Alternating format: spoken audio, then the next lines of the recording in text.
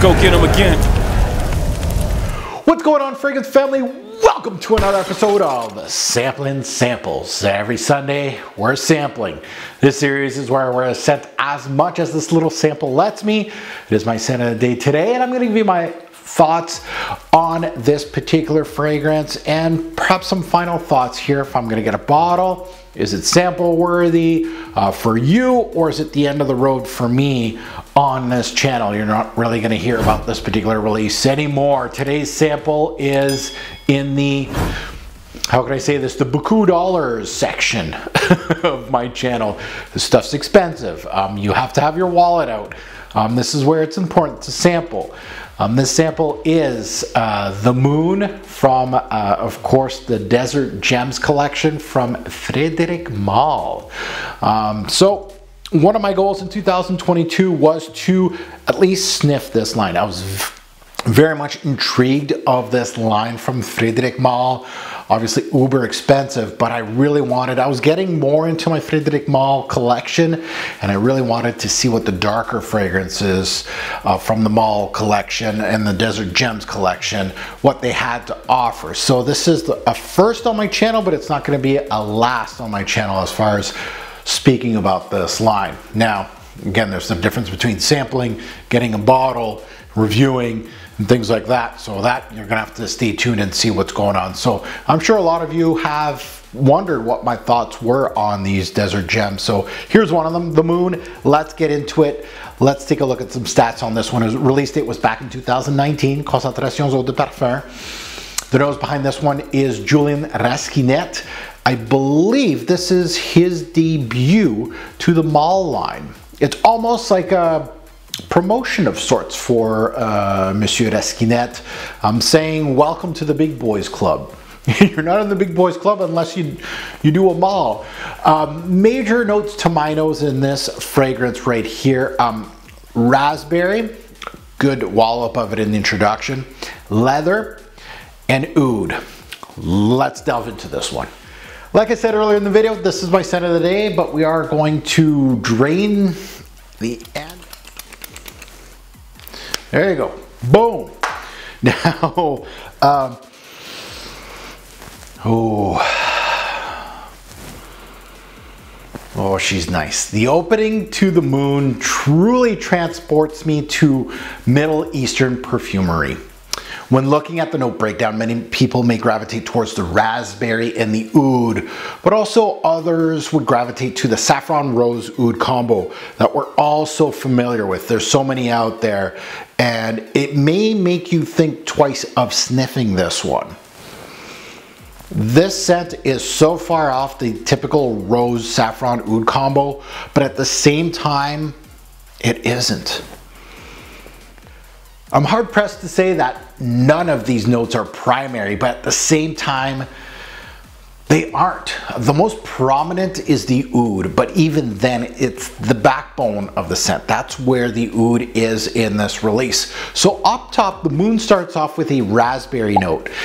It's up front and center. You can't miss it. So the raspberries up front and center, and when sniffing this, it's not just raspberry as a red note, but there's also lychee in here. The lychee really sets you up and sets up this fruity opening really well, and it sets it apart from other just raspberry openings, the typical raspberry note, right? They play well together. It really starts to set off with a tone of a lot of pinks is what I'm doing a lot of colors in my reviews, and I hope you don't mind, but I'm getting a lot of pinks and reds here up top, which is a little off balance of my predetermined thoughts on the color scheme of this set, because I'm thinking something dark and dense, and here's some pinks and reds. Now the lychee and raspberry openings start off rather thin, and the Rasquinet almost giving these two kind of time to shine. The red facets are almost fermented here, fermented fruit, as it has a sweet and kind of like a dense sour combo to it, but it starts more and more creeping up to be more thick at times, but mostly they're thin. But I've had some wearings with this one that it was really dense as almost a red ruby color instead of a pink, but sometimes it just comes off pink and kind of thin. So now creeping up behind this red or pink color scheme is this medley of darkness, which is expertly blended and gives off so many facets. The first thing that comes to mind is a smoky incense appeal. The smoke is dense, but not too much to engulf the whole thing.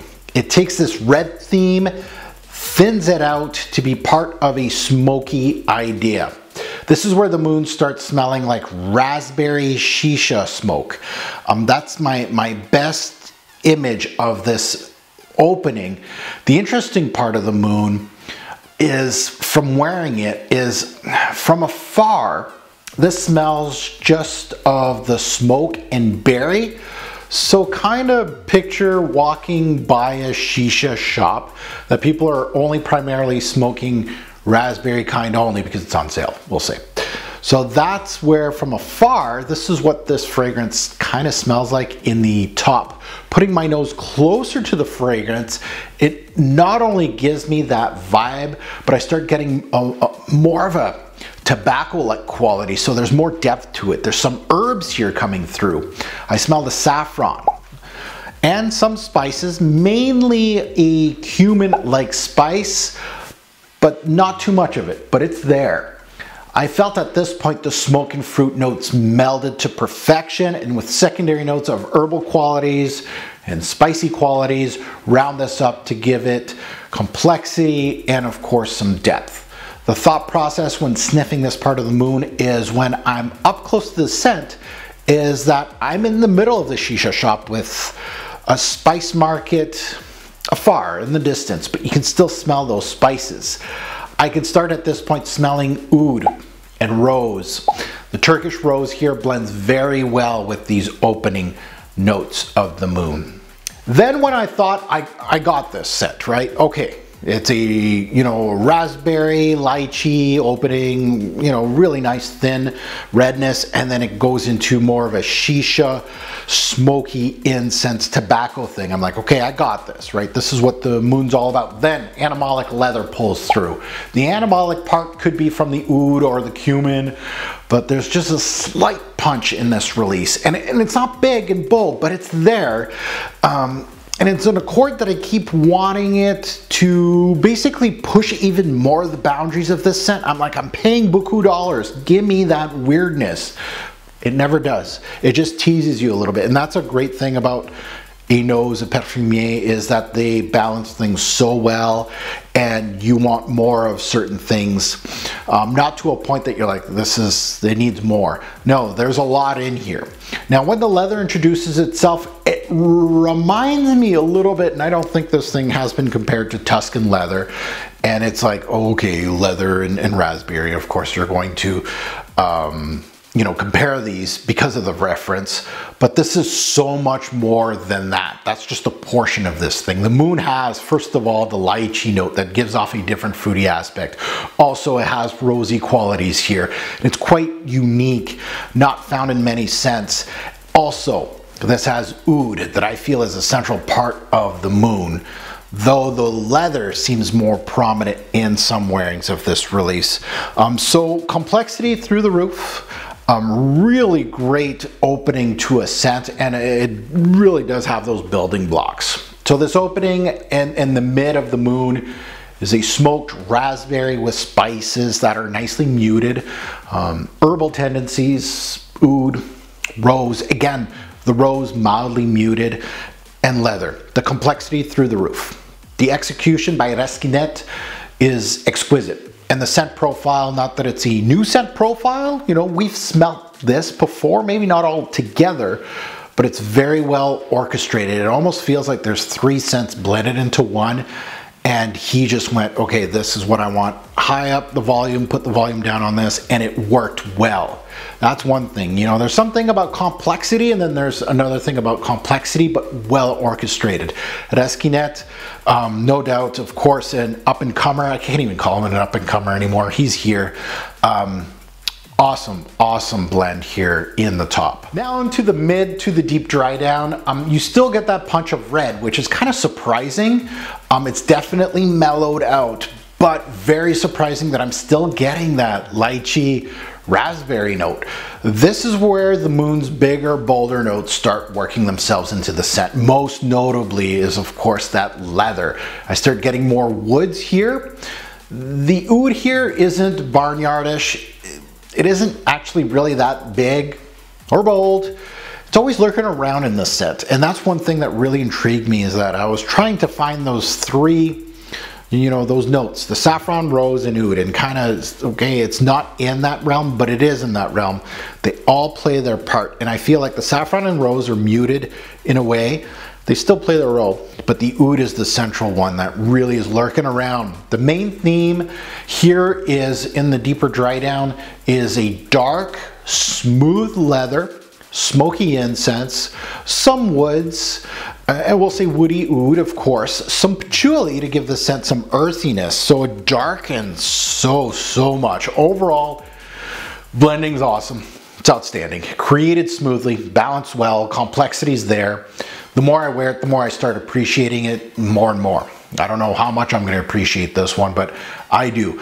I felt at first wearing, this is a raspberry, leathery, almost tobacco-like scent, but now I start appreciating the woods, the part of the lychee in the opening, the rose, among others. I feel like this is the I Made It fragrance by Julien Lesquinette. For such a young nose, someone really needs to snatch him up for their in-house perfumier. The talent is there, and from what I've been smelling from him, you know, someone should really just throw dollars at him and go, be our in-house perfumier. And these are maybe some houses. Versace, I'm looking at you. You know, Gucci, I'm looking at you. Like, a lot of these bigger brands need something like this, and he would be great for one of those brands to really revamp the interest in their brands. Anyway, that's just me going off the wall of this, really. So now let's get into seasons, day, night, versatility, and performance. Seasons, fall, winter, spring, and also summer nights. I could see this as a year-round fragrance.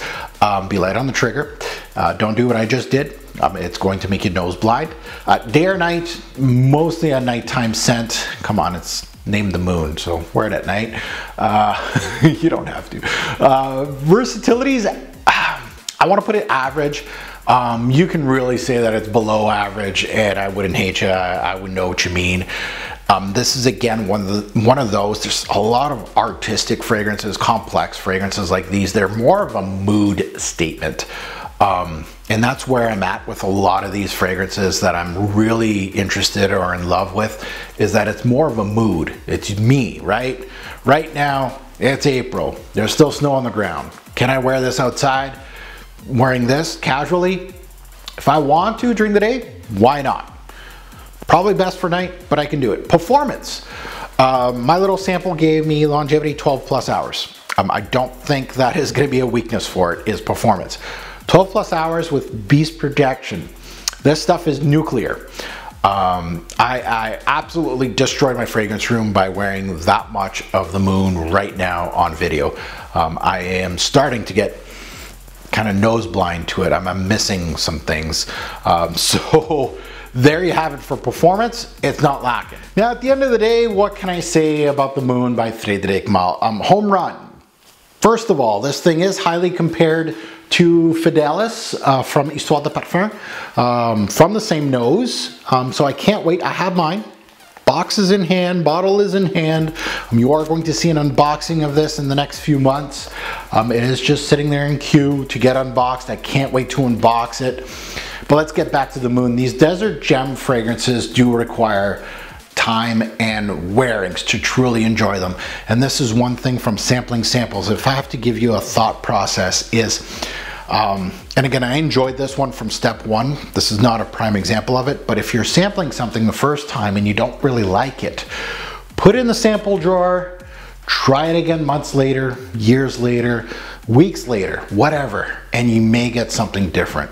But this is one of those fragrances that it takes time. You know, this is a pricey little devil, and you really do want to start picking it apart. And that's exactly what I did in this video, is that I wore this several times. I had a very good friend sending me a decant of this that I can really try it before pulling the trigger. So what I really enjoyed from this release, and you've already heard me picking it apart, but what I really enjoyed was with every wearing, I discovered a different edge, a different piece, or even a note that I felt like maybe it just did this, but then it came back and did this on the next wearing. It was giving me different ideas, and I had to kind of settle, because I was at the end of my little sample. I have to settle with a book for you to read basically on YouTube here and watch my video of sampling samples, and I have to decide, okay, what is this fragrance telling me? And it was telling me so much. This is a scent that once I will do a full review, I'm gonna be really enjoying that experience of actually discovering it, pulling it apart. This is an excellent release that is definitely worth a sniff. 100% these Desert Gems. I can't wait to talk more about them, but the Moon is a good one. Now, if I had to give a rating out of 10, a score out of 10 for the Moon, I'm giving out 10s like cookies this year. Another 10 out of 10 here for Frederic Malle and Julien Rasquinet. Great release from the brand and the nose. Now that you heard my take, I'd love to see yours in the comments below. What did you think about the Moon? Did you have the same thoughts that I did, or different thoughts? You know, and sometimes you have to set aside price, but at the same time you have to look at it full value at the same time. So those are things that I can't wait to delve into your comments, because I know some people are gonna say not worth the price. Some people are gonna say absolutely worth the price.